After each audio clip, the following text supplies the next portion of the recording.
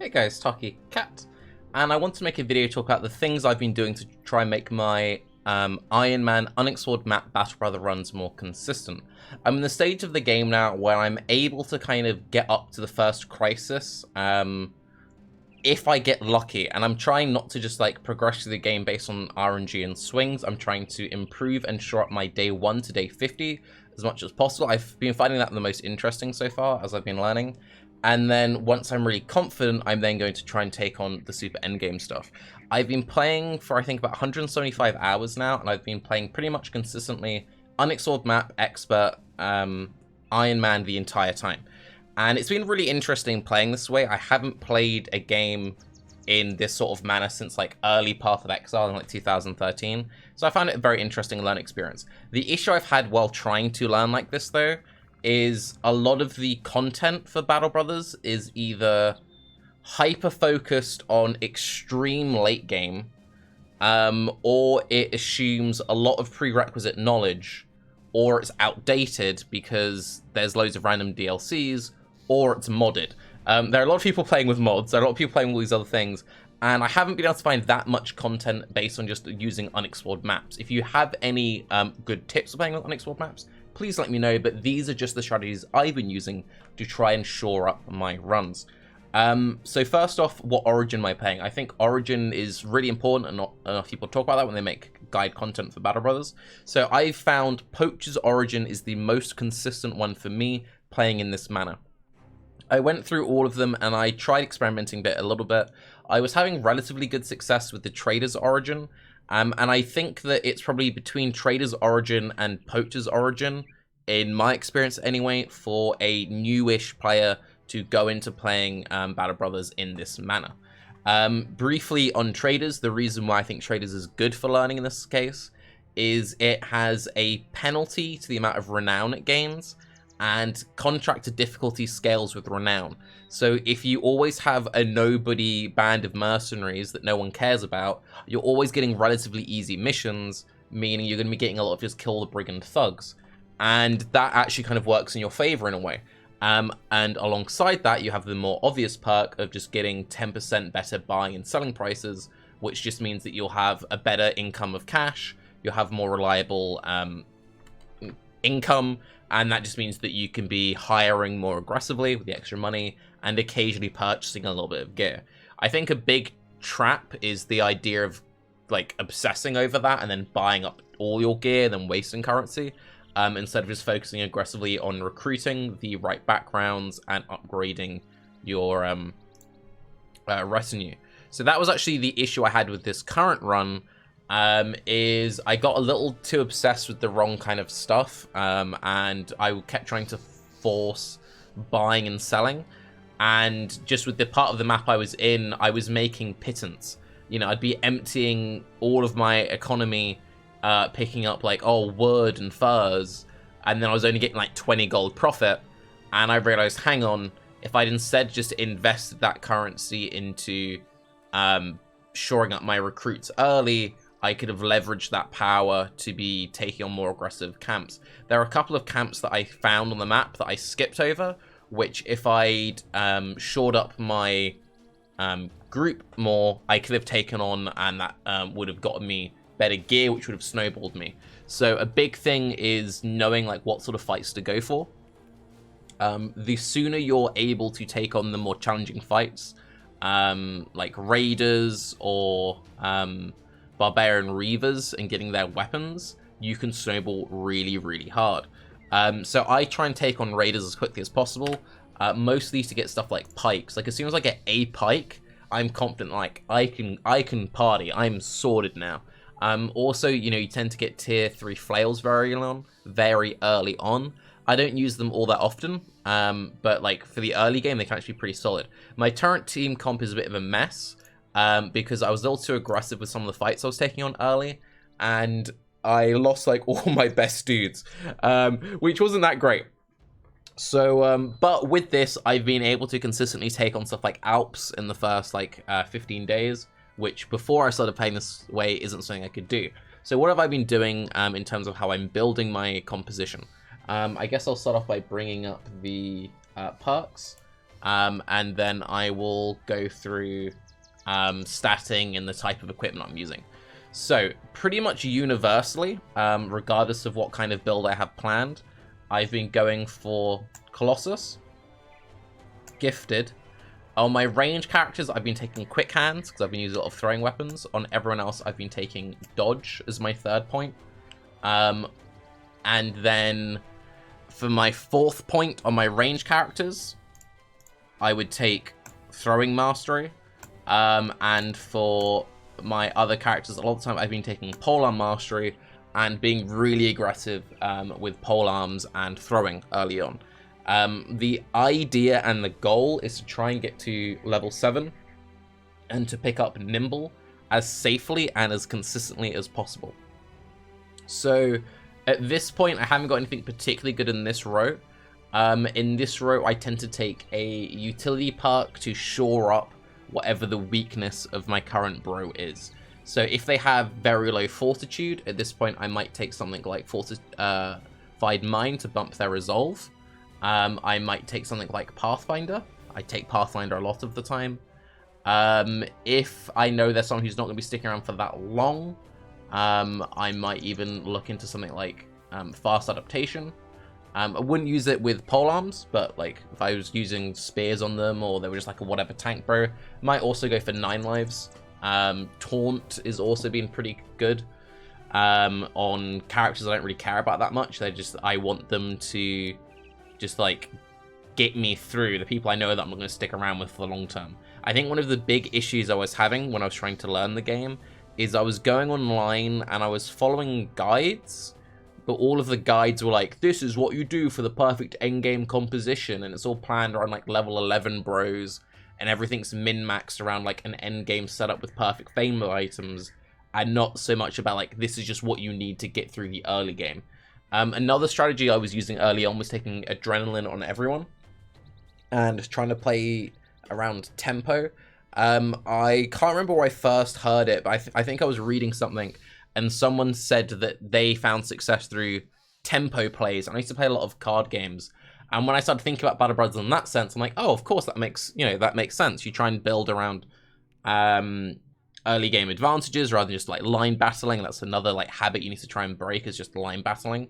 And yeah, Adrenaline is definitely another way you could go about this.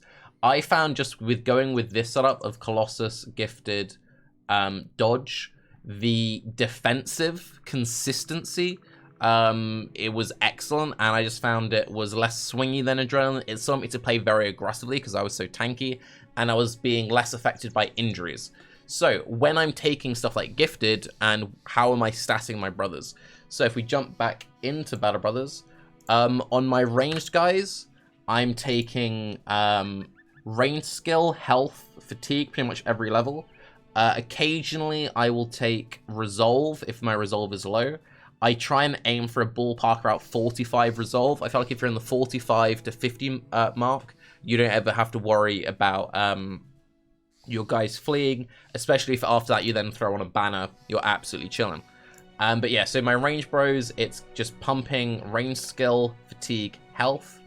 Even though I'm taking dodge on everyone, I'm not skilling initiative. That's a trap. I sometimes will take like a +3 to melee defense if I don't get good options elsewhere. Another thing that I was worrying about a little bit too much, I think, which was holding me back, is if I was rolling like +1s, like, oh, I'm just getting like +1 melee skill, I wasn't taking it. And the problem is if you roll like 3 just +1s to your main skill, be it ranged or melee, and you're not taking them, then that character is suddenly boned. Now, in that case, I think you have to just take Fast Adaptation to just make do with it. Fast Adaptation is actually really strong. A lot of people poo-poo it. But again, it's because they're thinking about like an end game setup, not an early game setup.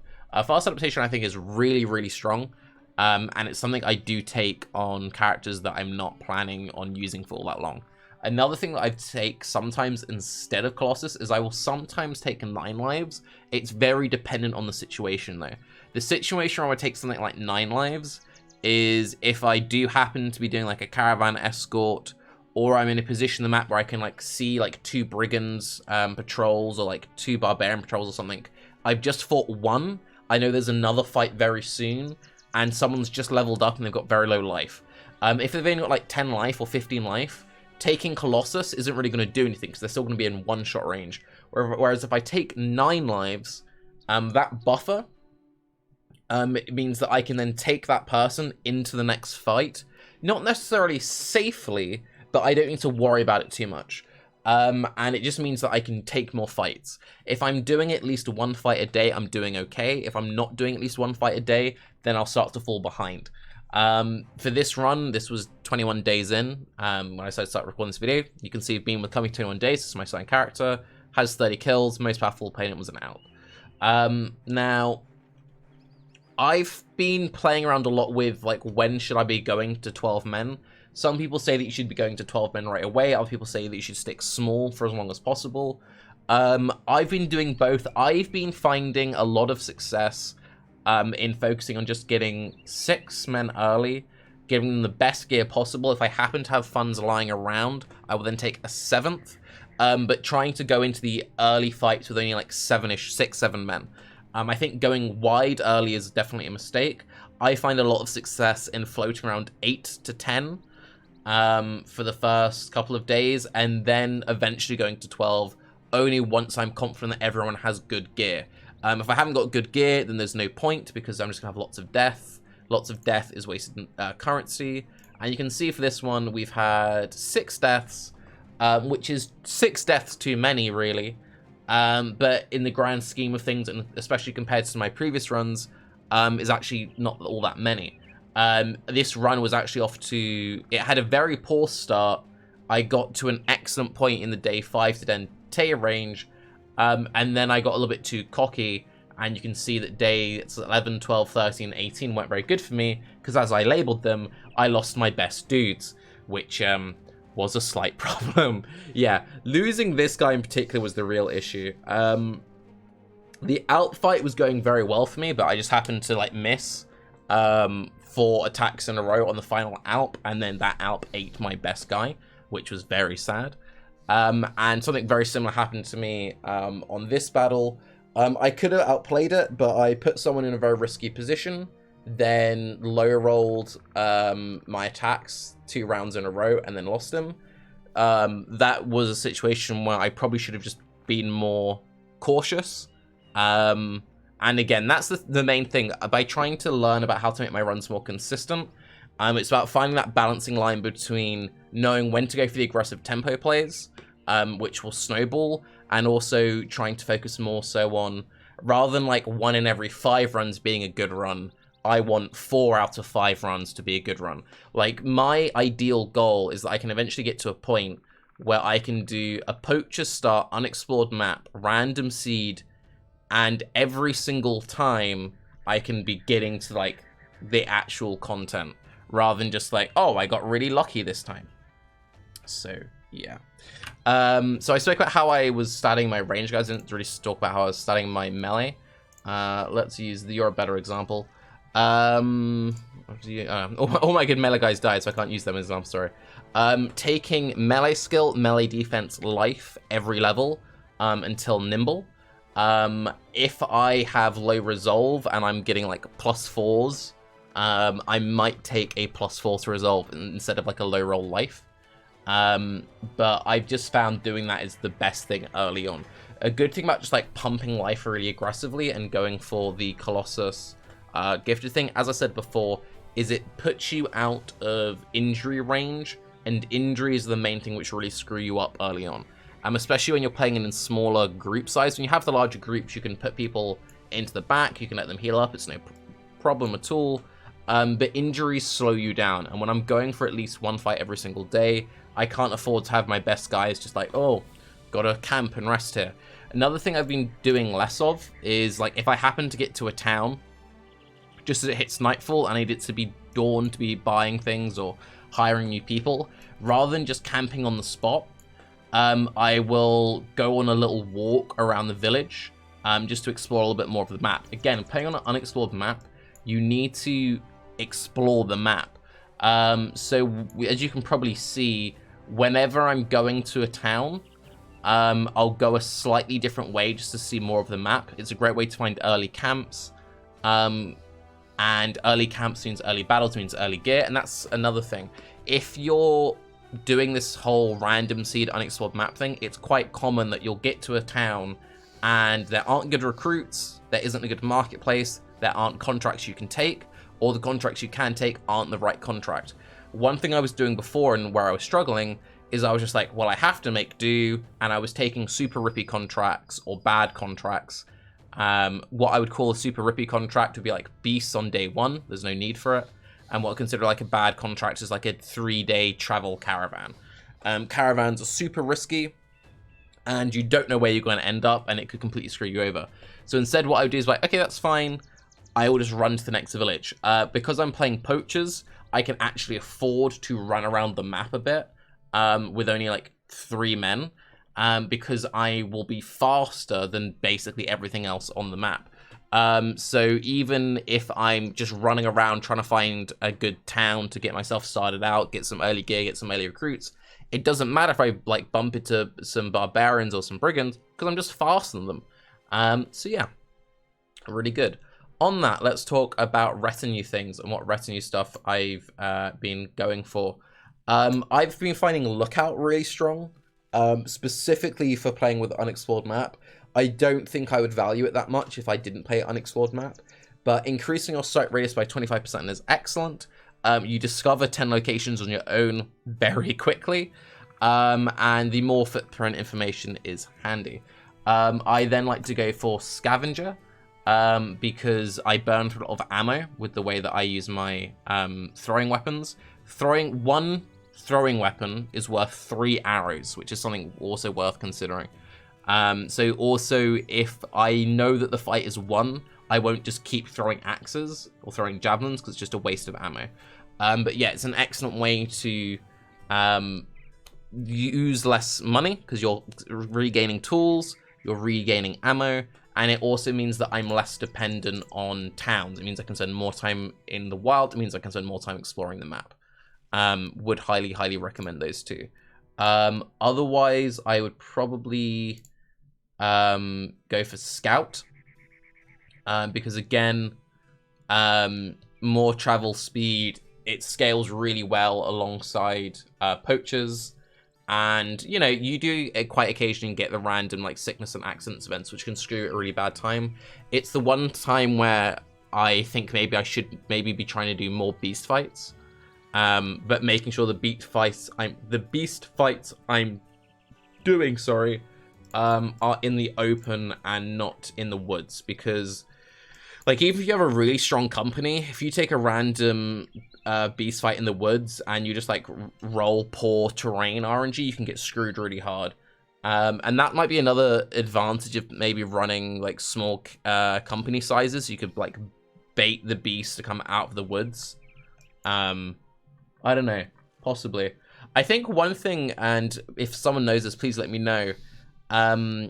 Do Natch spawn like more in the middle of the map and like in swamps? Because on this run, I didn't encounter any. The only beasts I was ever finding were direwolves and spiders, which is annoying. I find Nax really easy to fight, because it's just like a puzzle. You just like make sure that you don't let them eat, spread your damage evenly, super easy, and I find them like not at all swingy. Wolves are terrifying, spiders are tedious, and if you take them in the woods, they can actually be really dangerous. Yeah. So, any other things when it comes to gearing? Buy up cheap reach weapons. If your poachers roll poorly range skill to start, or they like get really bad traits, they'll always have decent melee skill. Just throw a reach weapon on them and use them as melee. My goal is of my 3 characters to have 2 throwers. Nearly always it'll be your hunter, because the hunter starts with a very boosted high range skill, and then whichever one of the 2 poachers is better, and yeah, just go pure throwing weapons. On that note, finally, whenever I'm in a city or a town, because I'm still learning the game, I'm still like having to memorize which backgrounds are good, and I'm unsure about who I want to hire, it only takes a second to be like, do I take the flagellant, or do I take, I don't know, the apprentice, and looking and being like, okay, well, this gives me resolve. I picked cultist, but like, yeah, If I know I need a bannerman, I know I want to go for cultists. Whereas apprentices, they don't get anything, but they do get a boost to XP. And yeah, just going for this is good. When it comes to backgrounds that I will always hire thieves. Thieves are amazing. I absolutely adore thieves. Because they get really boosted melee defense, they get good base resolve, and they get good base initiative, which scales dodge, and dodge is really strong. Again, I won't spend skill ups in initiative, but I will purposely go for classes which have high base initiative. Otherwise, brawlers are another one which is always excellent. Quite expensive, but they have good health, good resolve, good melee skill, good fatigue. Having slightly boosted fatigue is good as also because, again, I don't really skill fatigue at all. Because I play nimble, and I kind of ignore heavy armor except for shoving it on my tanks, then we're all good. I think the main thing for me to learn and improve on is trying to work out, should I be skilling melee skill on my tanks or not? The main thing I've been struggling with is, for example, in this run, is I will quite quickly establish, okay, these two guys are going to be like my mega tanks. I'm not going to take any like melee skill on them. They've rolled like plus 10 base melee defense. They like started off with a base of like 30 attack because of their background or whatever. This is premium tank candidate. Way to go. And then I end up where I am right now, where all my front line's dead. All my good attack bros are dead. And I'm just left with a bunch of useless tanks. Oh, finally, I also pocket shield a lot. I think pocket shielding is really strong. Basically, what that means, like this guy's an example, tiny, and being a peddler, starting with 37 melee skill. There's no point me skilling melee skill on this guy. Trash, right? Because he's so low and he has a penalty to melee damage. But, you know, 19 melee defense level 4 is pretty good, and then it's even higher when you factor in dodge. But anyway, pocket shielding is interesting. So the AI tends to focus on enemy defense. So if like the AI is the option of like, do I attack the guy with 19 or do I attack the guy with 30 defense, they'll attack the guy with 19. So they're more likely to attack this guy than they are to attack this guy with 40, right? But then I throw his shield on, boom, he's now got 34. Haha. So you can manipulate the AI for your tank characters, and then also when you have a damage character, you can be greedy, start off with the double grip bonus, get the extra 25% damage, and then just throw the shield on when they're then surrounded. And they're then in a bad situation. But anyway, that'll be my first video because it's gone on quite long. Please let me know if there's anything in this you found helpful, and also if you have any suggestions for things I could do to shore up my early game experience, please let me know. I'm Tarke, have a good day, expect more Battle Brothers content from me, by the way. Bye-bye.